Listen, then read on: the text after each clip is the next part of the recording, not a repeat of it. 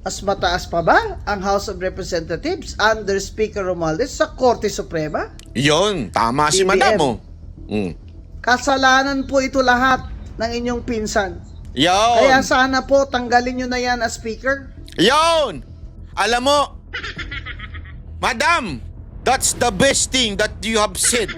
Hindi kasi alam mo, perfect example yung kay Ma'am, hindi siya inutos ng Supreme Court, hindi sinunod ni Tambay. Yung paupuin. Inutos ng Supreme Court 'yun. Sa sobrang kapal nga ng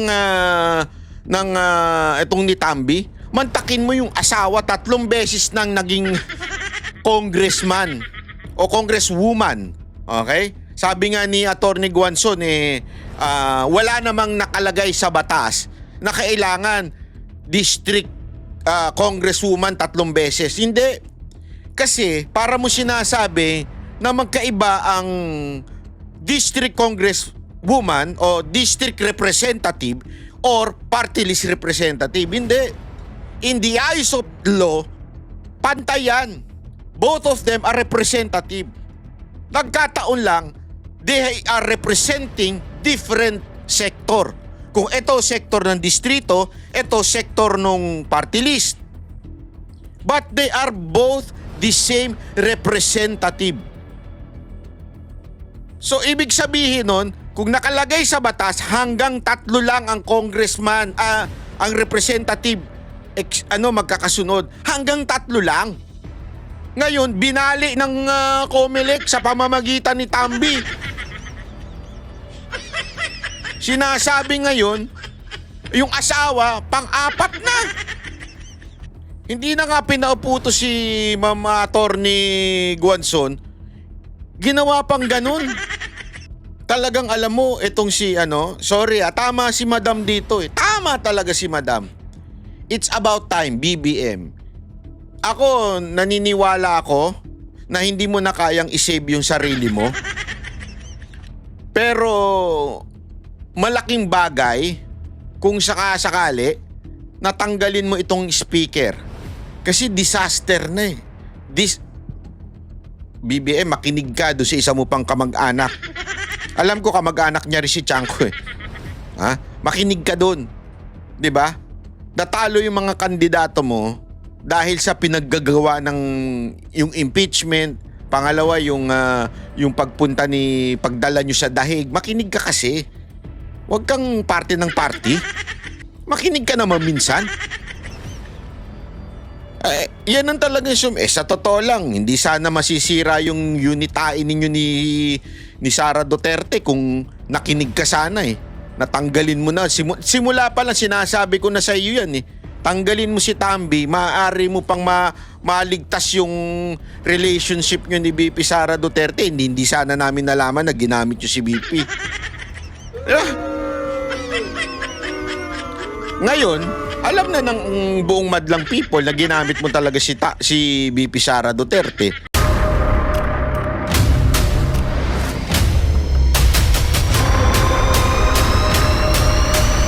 Bago tayo mag-umpisa, baka pwede nyong i-like ang video na to.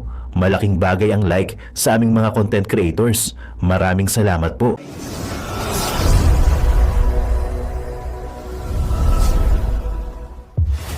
Alam nyo, kaya bumabaha ngayon.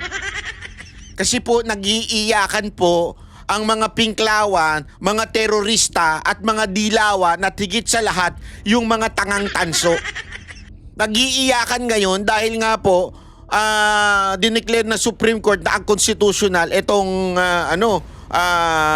impeachment ni BP Sara Duterte. Kaya ngayon, bumabaha. Bumabaha ng iyak. Di ba? Yun ang totoo dyan. At nasa Supreme Court, si Dexter Ganibe ng Abante Radyo. Dexter, ano pa ang impormasyon mo dyan tungkol nga dito sa naging hatol ng Korte Suprema sa impeachment ni Vice President Sara Duterte? Akala mo nga isang boxing dahil unanimous itong desisyon o halos lahat ng mga maestrado ng Korte Suprema na present sa Korte Suprema during the deliberation ang bumoto o pumabor para ideklarang unconstitutional itong articles of impeachment na isinampa ng House of Representatives laban kay Vice President Sara Duterte na siyang isinampa sa Senado noong Pebrero. Matapos nga ang higit sa 5 buwan at 1 linggo buhat ng questionin sa Korte Suprema noong February 18, inilabas na ng Korte Suprema ang pasya sa issue ng unconstitutionality ng impeachment case laban sa Vice Presidente. Hatol ng Supreme Court sa articles of impeachment na itinansmit ng House of Representatives sa Senado ay unconstitutional. Yon. Paliwanag ni SC spokesperson Attorney Camille Ting, lumabag sa 1-year bar rule ang Kamara nang itransmit ang impeachment articles ng 4th complaint.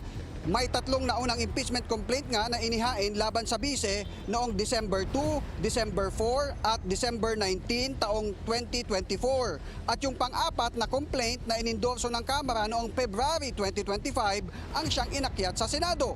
Dahil sa desisyon ng Korte Suprema, sinabi ng SC na hindi na magkakaroon ng jurisdiction ang Senado sa impeachment ni VP Sara. Pero nilinaw nga ng Korte Suprema na hindi nila pinapawalang sala ang pangalawang Pangulo sa mga reklamo laban sa kanya. Sakaling naisin man ng Kamara na muling mag-file ng impeachment complaint laban sa Vice Presidente, maaari itong gawin sa February 6, 2026. Yon. Sa pahayag naman ng impeachment. So, mga kababayan, it's going to be normal. Ang baha, sabi nga ni BBM. It's going to be normal ang baha. Huwag ka na kayong magreklamo. Normal na ang baha. Bakit kanyo? Sa February pa, next year, pwedeng magpa-impeach uli ang mga ulul.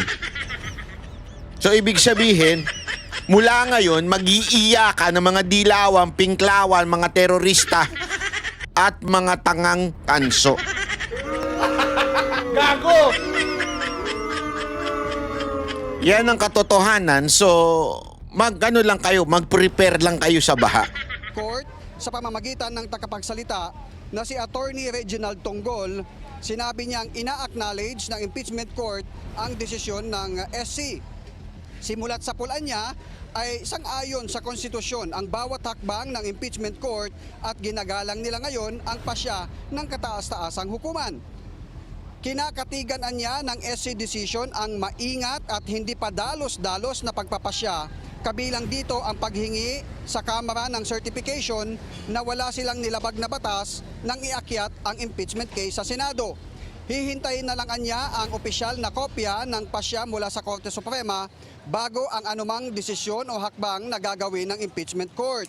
Batay sa impormasyong nakalap ng Abante Radio, 13 sa 15 Supreme Court Justices ang pumabor sa desisyong sinulat ni Senior Associate Justice Marvic Lunen na isa sa 2 appointee ni dating Pangulong Noynoy Aquino.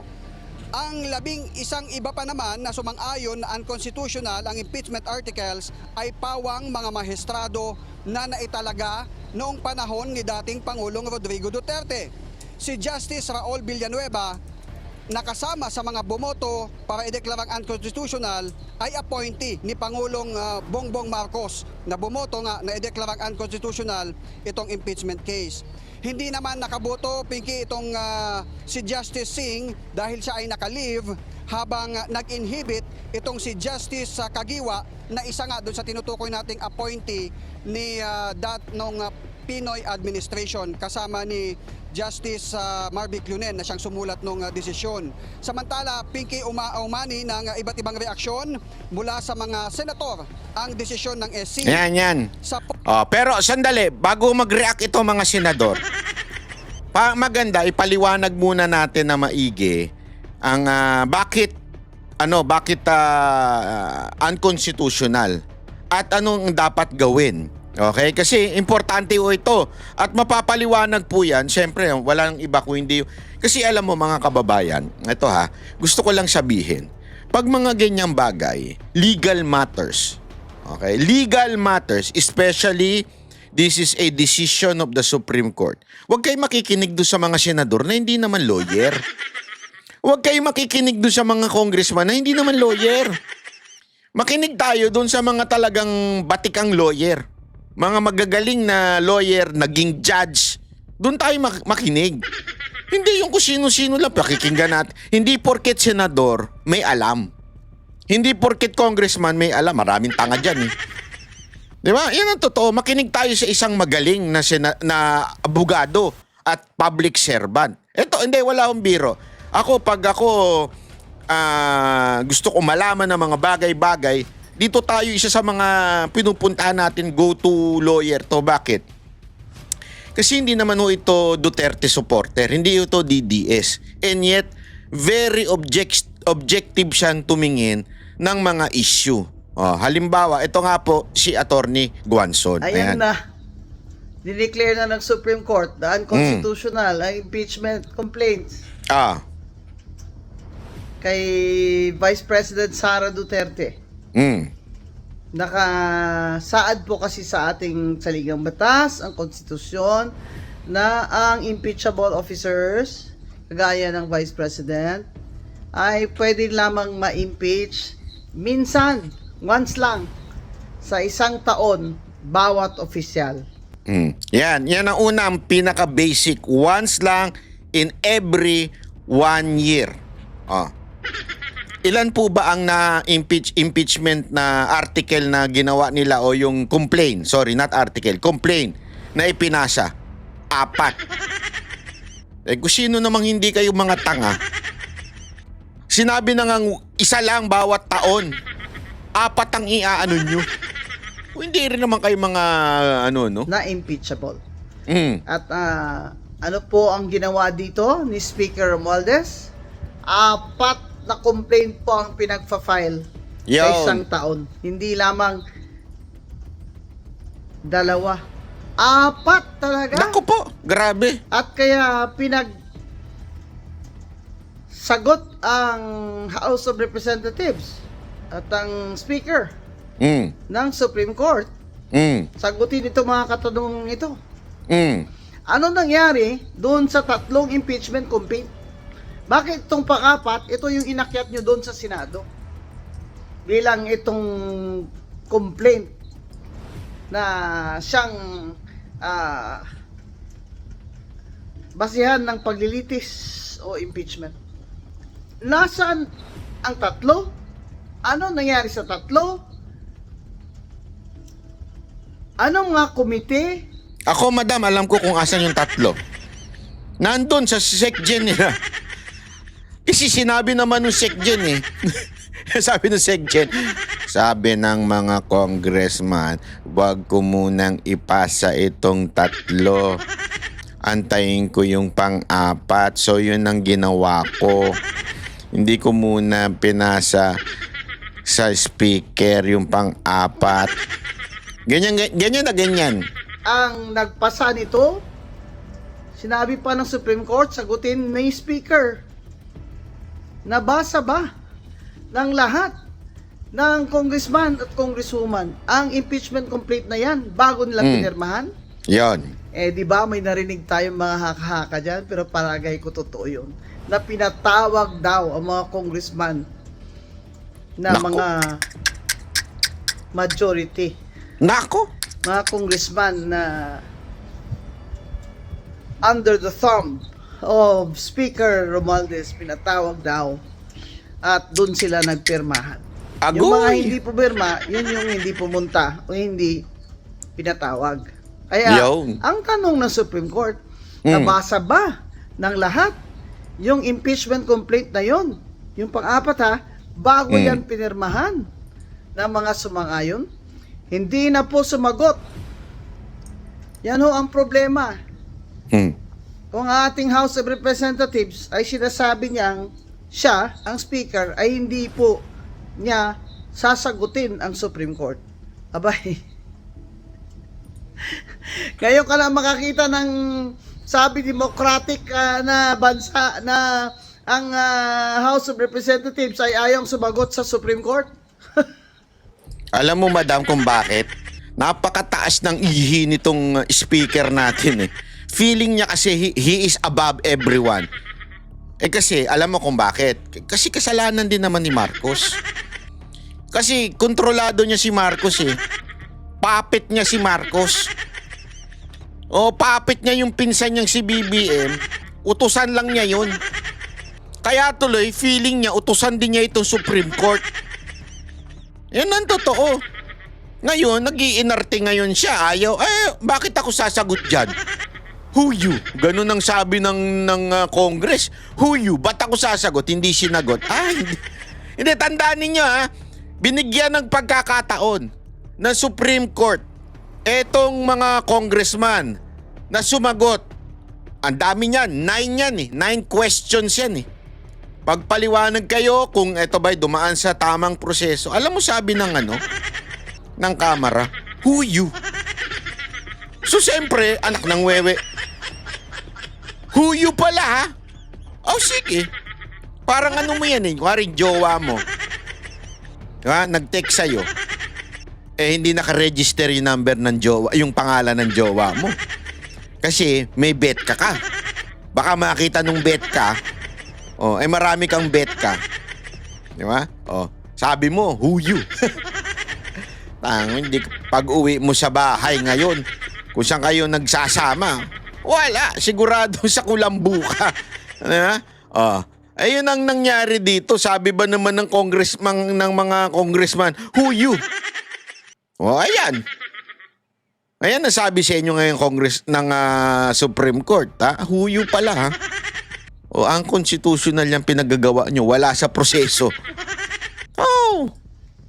Sa Amerika na. Pag pinapasagot ng Supreme Court, sasagot talaga lahat ng mga opisyalis ng gobyerno. Ito talagang saksakan na talaga ang kapangyarihan ni Speaker Romualdez sa ilalim ng administrasyon ng kanyang pinsan, ni President BBM. Ito ay isang dagok na naman, hindi lamang dagok ito. Saksak ito sa dibdib ni BBM ang ginawa ng pinsan niyang Speaker of the House. Sa pagmamadali nilang talagang tanggalin si VP Sara para wala na siyang kalaban sa 2028, ay lahat ginawa nilang basta mapadali lang. Kaya ngayon, Ma'am, 2 points na ho sila. Yung una, yung PI. Tablado rin sila ng taong bayan doon sa PI, di ba? Nabuking din sila doon sa lintik nilang PI. sabi niyang siya, ang speaker, ay hindi po niya sasagutin ang Supreme Court. Abay. Ngayon ka lang makakita ng sabi democratic na bansa na ang House of Representatives ay ayong sumagot sa Supreme Court. Alam mo, madam, kung bakit? Napakataas ng ihi nitong speaker natin Feeling niya kasi he is above everyone. Kasi, alam mo kung bakit? Kasi kasalanan din naman ni Marcos. Kasi kontrolado niya si Marcos Puppet niya si Marcos. Puppet niya yung pinsan niyang si BBM. Utusan lang niya yun. Kaya tuloy, feeling niya, utusan din niya itong Supreme Court. Yan ang totoo. Ngayon, nag-iinarte ngayon siya. Ayaw, bakit ako sasagot dyan? Who you? Ganun ang sabi ng Congress. Who you? Ba't ako sasagot? Hindi sinagot. Hindi. Hindi, tandaan ninyo binigyan ng pagkakataon ng Supreme Court etong mga congressman na sumagot. Ang dami niyan, 9 yan 9 questions yan Pagpaliwanag kayo kung ito ba'y dumaan sa tamang proseso. Alam mo sabi ng ng Kamara, who you? So siyempre, anak ng wewe, who you pala sige. Parang mo yan kuwaring jowa mo. Nag-text sa'yo. Hindi naka-register yung number ng jowa, yung pangalan ng jowa mo. Kasi may bet ka. Baka makita nung bet ka, marami kang bet ka. Di ba? Sabi mo, who you? Hindi, pag-uwi mo sa bahay ngayon, kung saan kayo nagsasama, wala, sigurado sa kulambu ka. Di ba? Ayun ang nangyari dito. Sabi ba naman ng mga congressman, who you? Ayan. Ayan, nasabi sa inyo ngayon Congress ng Supreme Court, ha? Huyo pala, ha? O ang constitutional niyang pinagagawa nyo, wala sa proseso. Oh! Sa Amerika na. Pag pinapasagot ng Supreme Court, sasagot talaga lahat ng mga opisyalis ng gobyerno. Aba, ito talagang saksakan na talaga ang kapangyarihan ni Speaker Romualdez sa ilalim ng administrasyon ng kanyang pinsan, ni President BBM. Ito ay isang dagok na naman, hindi lamang dagok ito. Saksak ito sa dibdib ni BBM ang ginawa ng pinsan niyang Speaker of the House. Sa pagmamadali Grabe, no? nilang talagang tanggalin si VP Sara para wala na siyang kalaban sa 2028, ay lahat ginawa nilang basta mapadali lang. Kaya ngayon, Ma'am, 2 points na ho sila. Yung una, yung PI. Tablado rin sila ng taong bayan doon sa PI, di ba? Nabuking din sila doon sa lintik nilang PI. hindi sila papayag. Ay, sas, Ngayon, ma'am. wala siyang magawa dahil yung Yun na sinabi ng mga bata niya.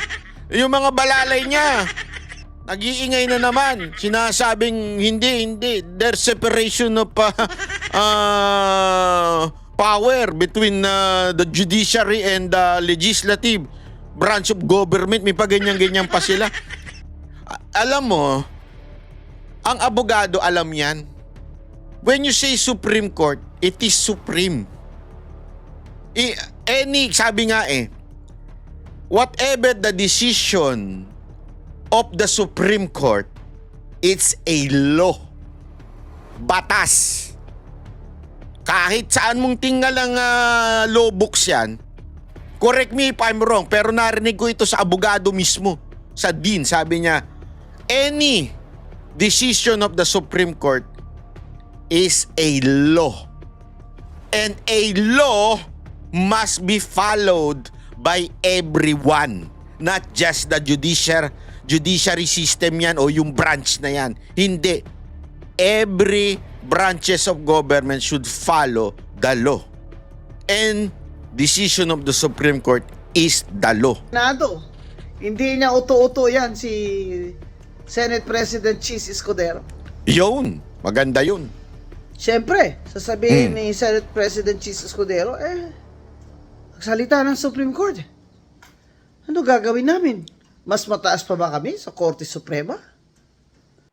Alam mo, sabi nga nila, Banat Bay, paano kung sakaling hindi sumunod ang Senado? Constitutional crisis yan. Oo. And I don't think they would do it. Many times, nangyari yan na there is a decision of the Supreme Court na medyo taliwas sa decision ng Senado. Pero since ayaw nila magkaroon ng constitutional crisis, sumusunod ang Senado. Kasi nga po, mga kababayan, this is Supreme Court. Hindi ito regular court o ito huy pinakamataas. Kaya nga ang sa Tagalog ng Supreme Court, kataas-taas ang hukuman. Mga ulol na nagsasabing mga senador dyan na hindi sila susunod. Alam mo ba't ang tapang nila? Kasi hindi sila abogado. Subukan mong abogado ka, sabi mo hindi ka susunod. Magagadun ka. Oh, si Gadon, di ba? 2 beses ba na-disbar yung abogado na yon? Oh, kaya nga lakas na loob ng mga ibang senador dyan magsalita Good luck sa inyo. Darating ang panahon, kakailanganin nyo ang desisyon ng Supreme Court. And the Supreme Court is the Supreme Court. Yun Mas mataas pa ba ang House of Representatives under Speaker Romualdez sa Korte Suprema? Yun, tama si BBM. Madam mo. Kasalanan po ito lahat ng inyong pinsan. Yun. Kaya sana po tanggalin nyo na yan as Speaker. Yun! Alam mo, Madam, that's the best thing that you have said. Hindi kasi alam mo, perfect example yung kay ma'am, hindi siya, inutos ng Supreme Court, hindi sinunod ni Tambay. Yung paupuin. Inutos ng Supreme Court yun. Sa sobrang kapal nga ng itong ni Tambi, mantakin mo yung asawa 3 beses nang naging congressman o congresswoman. Okay? Sabi nga ni Atty. Guanzon, wala namang nakalagay sa batas na kailangan district congresswoman 3 beses. Hindi. Kasi para mo sinasabi na magkaiba ang district congresswoman o district representative or party list representative. Hindi. In the eyes of law, pantay yan. Both of them are representative. Nagkataon lang, they are representing different sector. Kung ito sektor ng distrito, ito sektor ng party list. But they are both the same representative.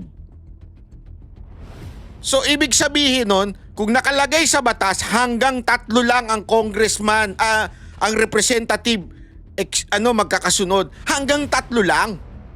Ngayon binali ng COMELEC sa pamamagitan ni Tambi. Sinasabi ngayon, yung asawa pang-4 na. Hindi na nga pinauputo si Ma'am Atty. Guanzon, ginawa pang ganun. Talagang alam mo, itong si sorry tama si Madam dito eh. Tama talaga si Madam. It's about time, BBM. Ako, naniniwala ako na hindi mo na kayang isave yung sarili mo. Pero, malaking bagay kung sakasakali natanggalin mo itong speaker. Kasi disaster na eh. BBM, makinig ka doon sa isa mo pang kamag-anak. Alam ko kamag-anak niya rin si Chanko eh. Ha? Makinig ka doon. 'Di ba? Natalo yung mga kandidato mo dahil sa pinaggagawa ng yung impeachment, pangalawa yung pagpunta pagdala nyo sa dahig. Makinig ka kasi. Huwag kang parte ng party. Makinig ka naman minsan. Yan ang talagang sa totoo lang, hindi sana masisira yung unitain ninyo ni Sara Duterte kung nakinig ka sana eh. Natanggalin mo na. Simula pa lang sinasabi ko na sa iyo yan eh. Tanggalin mo si Tambi, maaari mo pang maligtas yung relationship nyo ni BP Sara Duterte. Hindi sana namin nalaman na ginamit nyo si BP. Ngayon, alam na ng buong madlang people na ginamit mo talaga si BP Sara Duterte. Kung tinanggal mo na. Na suggestion ngayon ni Madam Rowena, ni Atty. Rowena Guanzon. Yan lang po nakakasama na talaga ng image niyo lalo eh. Oo nga. Kasi lahat ng ginawa niya, simula pa dun sa budget na institutionalize na yung lahat ng mga ayuda dun na ginawa nilang Yun. Tama yun, Madam. Yun. Hindi, ayun ang totoo dyan. Medyo naputol eh. Anyway, andun naman na yung punto ni Madam dyan eh. Napakaganda ng punto ni Atty. Guanzon. Kaya nga pag ako nakausap ko si BP Sara Duterte, talagang isasuggest ko sa kanya, Madam BP, pag naging presidente ka, gawin mo itong press secretary mo. Hindi, pero ako gusto kong gumawa ng invitation kay Yusek Claire at kay Atty. Guanzon. Hindi boxing, wag naman boxing, baka sabihin nyo naman napaka-violente ko. Hindi rin sabunutan. Debate. Yan, maganda yan, di ba? Ako, ang mag-host, si Minay. Debate ni Yusek Claire at saka ni Atty. Guanzon. Ang ganda niyan. Hindi, ako kasi, eto mga kababayan, gusto natin yung gusto natin yung mga ganyang banatan, di ba? Gusto natin yan. Yung sapakan ni Torre at saka ni Baste. Okay yan. Pero ito kasi, mas maganda ito. Kasi dito, issue. Di ba? Issue, hindi ho yung sakitan. Hindi ho yung pisikalan. Maganda ho ito, issue ang pag-uusapan ni Yusek Claire at saka ni Atty. Guanzon. Sino may gusto? Attorney Guanzon tsaka Yuse Claire. Debate. Naku, panalo yan mga kababayan. Ano, maganda siguro hamunin ni Attorney Guanzon si Yuse Claire ng debate. At least ito, marami tayong matututunan, di ba? May katuturan. Oh, di ba? Madami tayong Oh. Tapos tingnan natin kung papalag si Yuse Claire. Ano, gusto niya? Lagi na, manawagan tayo. Attorney Guanzon, Yuse Claire, sige na. Alam kong kayo, kakasa kayo dyan. Kaya lang, kawawa sigurado yung isa. Yari yung isa. Ito, ituloy natin yung yung mga humihirit na kesyo, hindi daw sila susunod sa Senado. Ito, pakinggan natin. Wait lang. Wait lang, dito yan banda dito yan. Yan. Itong impeachment case. Hindi naman nakaboto, Pinky, itong at igagalang daw niya ito. Ayon naman kay Senador Joe Wait. ang impeachment articles ay pawang mga maestrado na naitalaga noong panahon ni dating Pangulong Rodrigo Duterte. Si Justice Raul Villanueva, nakasama sa mga bumoto para ideklarang unconstitutional, ay appointee ni Pangulong Bongbong Marcos na bumoto nga na ideklarang unconstitutional itong impeachment case. Hindi naman nakaboto, Pinky, itong si Justice Singh dahil siya ay naka-leave habang nag-inhibit itong si Justice Kagiwa na isa nga doon sa tinutukoy nating appointee ni nung Pinoy administration kasama ni Justice Marvic Lunen na siyang sumulat ng desisyon. Samantala, Pinky, umani ng iba't ibang reaksyon mula sa mga Yan. Pakinggan natin. ng SC.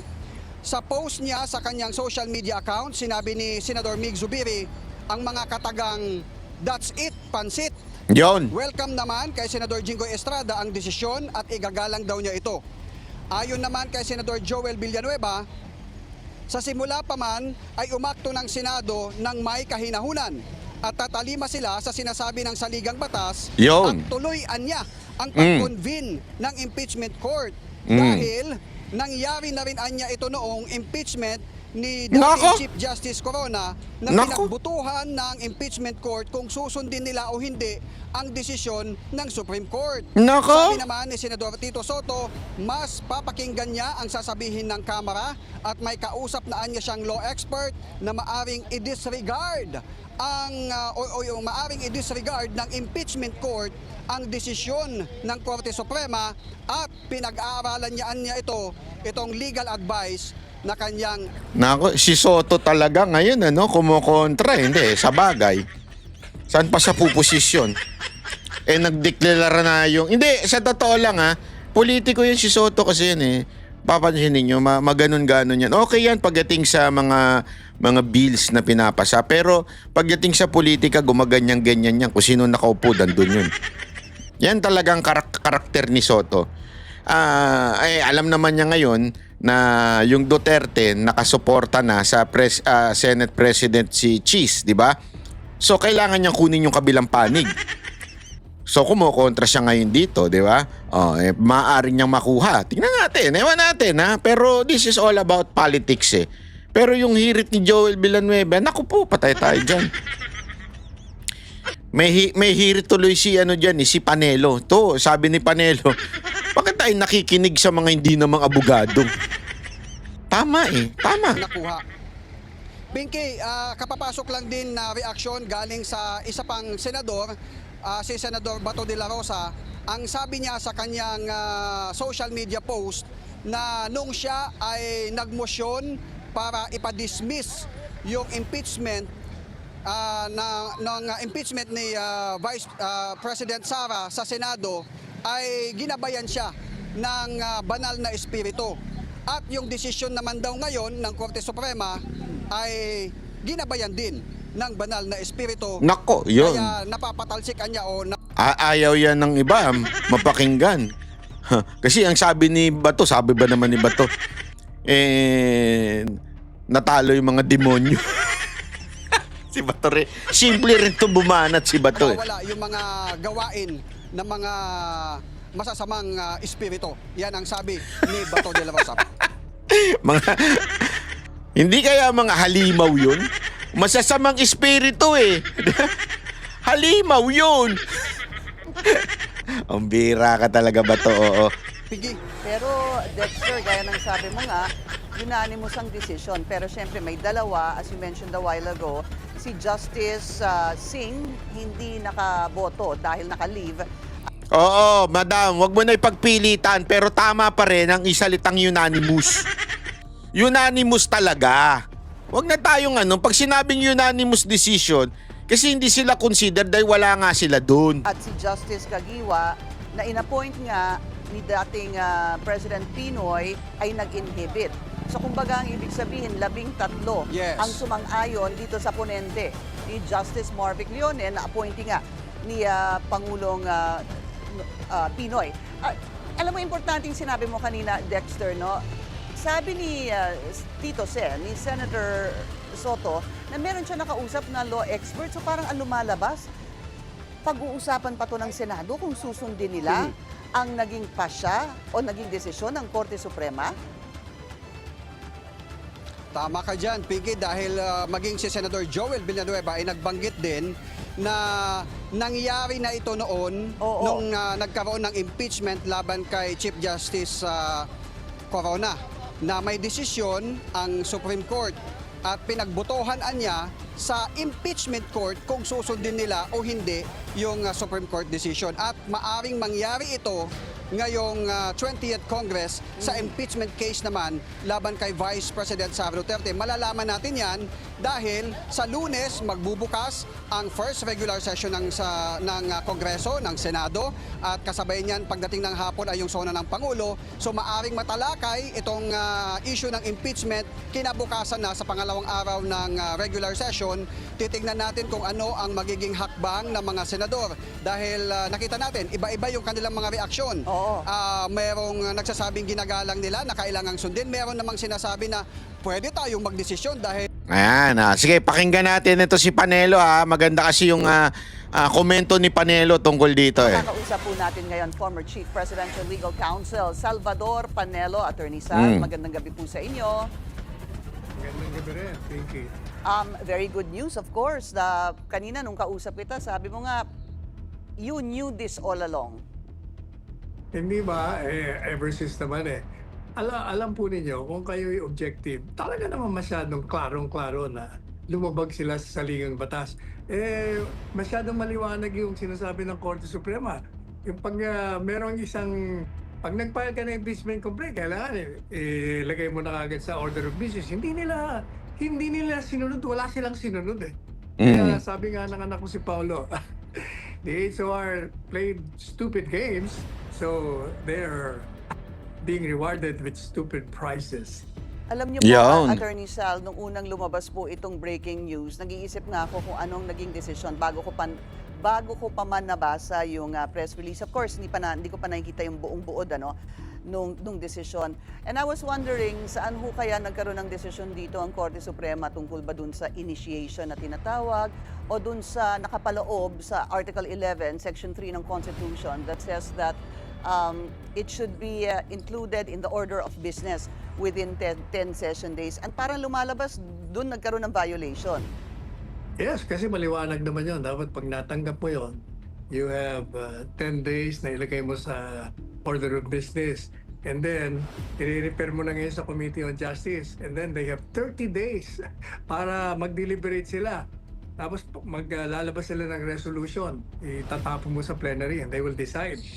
And even doon sa tinatawag na more than 1/3, kailangan pa rin na merong kasi resolution na nakalagay doon eh. Resolution na dapat manggagaling yun sa Committee on Justice. Lahat yun nilabag talaga nila eh. Talagang lantaran ng paglabag. Kaya hindi nakatakataka na ganun ang desisyon ng Korte Suprema. At yun na nga mga kababayan, ano na ang masasabi mo? Kung mayroon kayong hinaingat komento patungkol sa balitang ito, please comment down below. Pag-uusapan natin yan sa comment section. At kung nagustuhan nyo ang video, ay huwag kalimutang mag-like at i-share na din para mas marami pang makaalam at umabot ito sa marami sa ating mga kababayan. Maraming salamat po.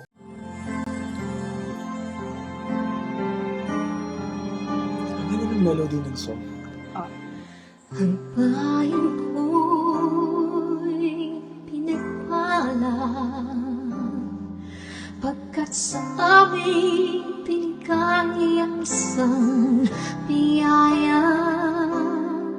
Biyaya nga mag-ahon sa hirap at dilim ng kahapon at sa bawat Pilipino'y magtatanggol sa bayan ko dati laganap pang-api at tusa sa aming mga mahihirap. Ngunit ikaw ay dumating, sagot sa aming mga dalangin. Muli kaming babangon, mabuhay ka Tatay Digong.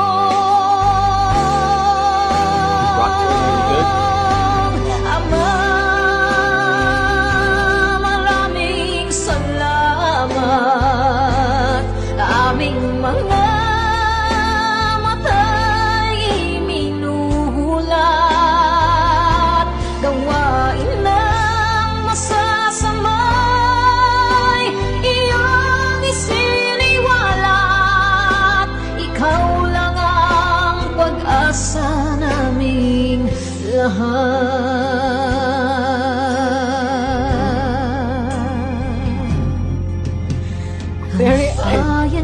Binamatay niya ako, umiyak ako.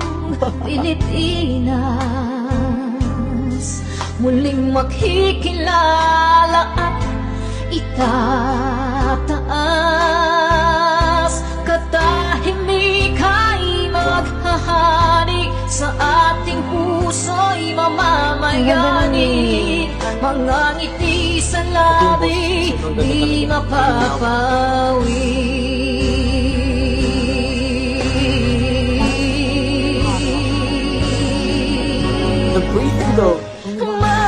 Mabuhay ka, Tatay Digong, maraming salamat.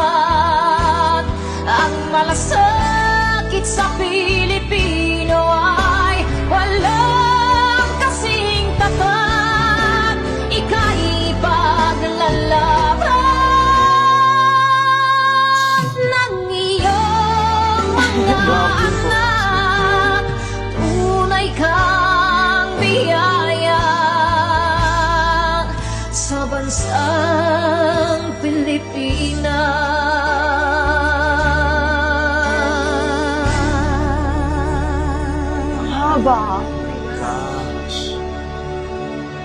Mabuti pa ang sardinas, may label. Eh tayo, wala. Oo nga pala. Nay, ito na yung bayad ko sa isa, ano? O, kunin mo yung isa. Isa muna, iyan, no? Tapos, isa pa, di ba? 4 dapat na sardinas, eh. Yan. 3 na. Pang-4 na sardinas. Okay na.